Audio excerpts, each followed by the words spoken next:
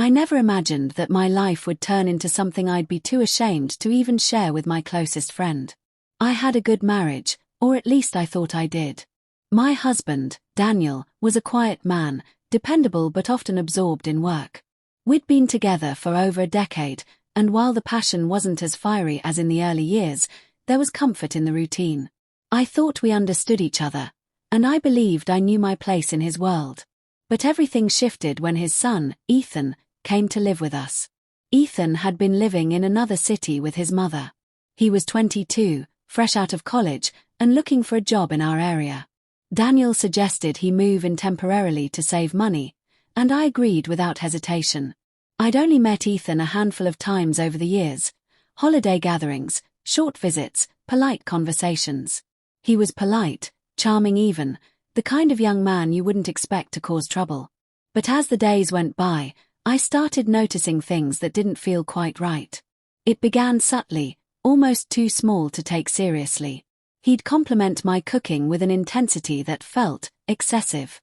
"You're amazing in the kitchen," he'd say, holding my gaze just a little too long. Or he'd comment on how I always looked nice, even at home. I brushed it off, telling myself he was just trying to be friendly. Over the weeks, Ethan seemed to find reasons to be near me. If I was in the kitchen, he'd wander in for a glass of water, even if he'd just had one. If I sat in the living room, he'd casually drop onto the sofa next to me instead of taking one of the empty chairs. The proximity felt unnecessary, but I didn't want to appear paranoid. I told myself it was just a young man adapting to a new living arrangement. Then there were the accidental touches. A hand brushing mine when passing the salt. Standing close enough that I could feel his shoulder against me when we were both at the counter. I wanted to believe they were unintentional, but there was something in the way he smiled afterwards, like he knew exactly what he was doing. One afternoon, I caught him looking at me when he thought I wasn't paying attention. It wasn't the casual glance of someone lost in thought, it was focused, deliberate, and unsettling. Our eyes met for a second, and instead of looking away quickly, he held my gaze with a half-smile that made my stomach tighten. I broke the contact and busied myself with something, pretending not to notice. I told myself I was overthinking. Maybe I was flattered, maybe uncomfortable, but either way, I wasn't ready to confront it.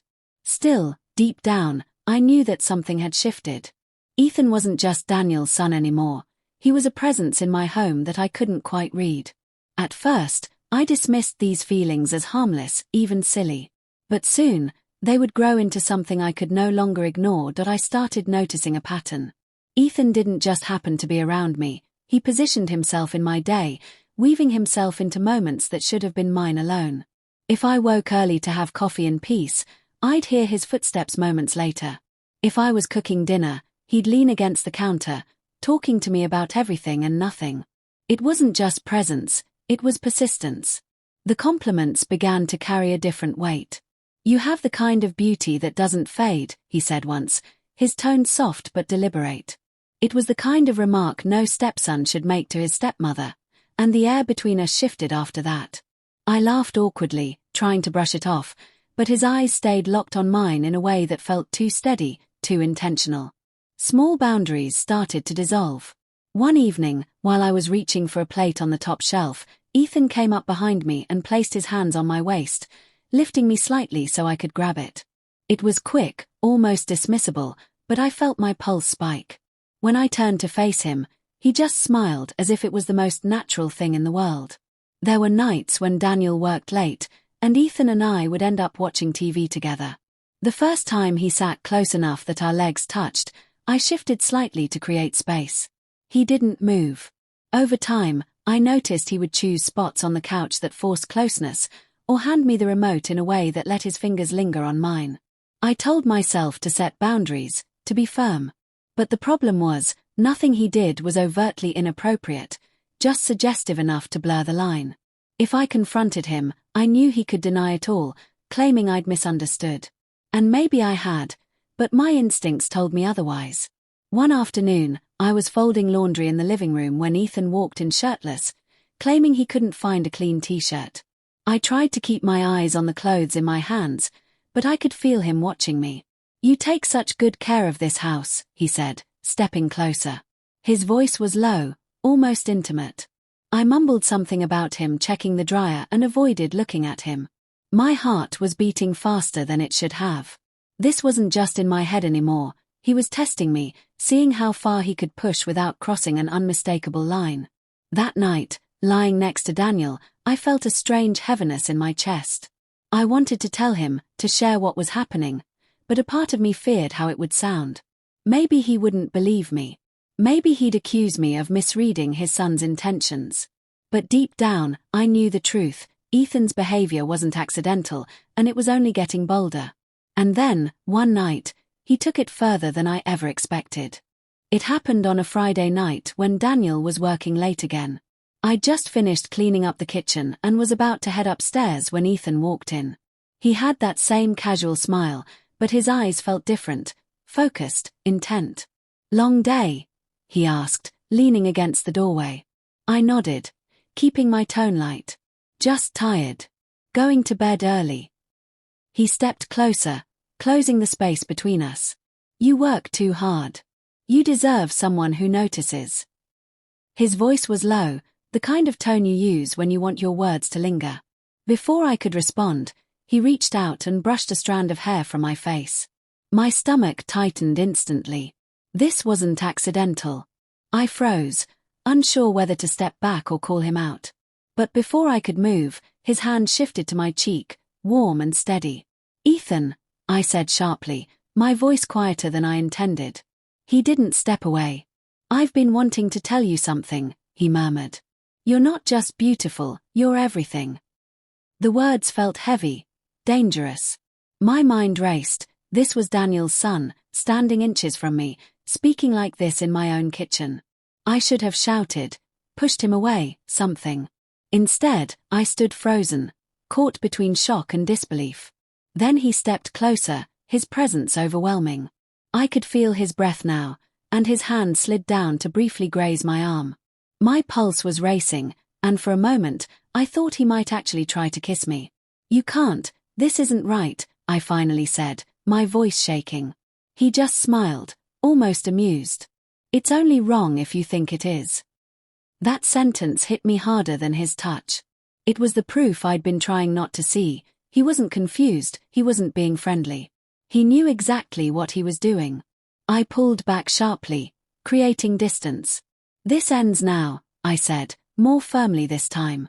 For the first time, his expression changed. A flicker of frustration crossed his face, but it disappeared quickly, replaced with a smirk that made my skin crawl.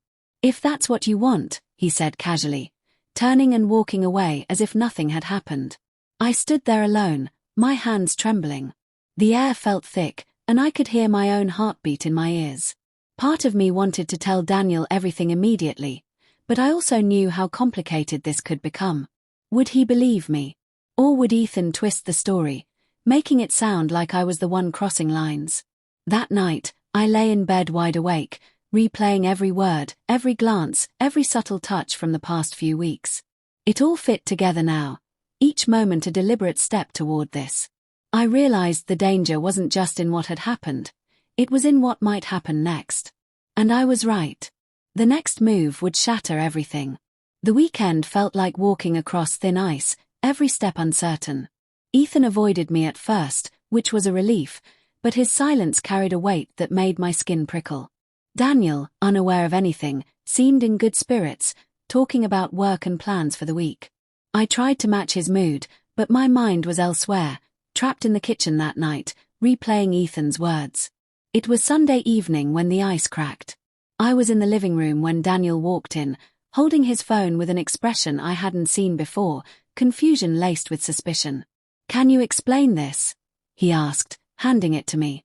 On the screen was a text message, one I'd never sent, reading, "Last night was intense. We can't let Daniel find out." It had been sent from my number to Ethan's phone. My chest tightened. "I didn't write this," I said immediately. Daniel's jaw clenched. "Then how is it on your phone bill?"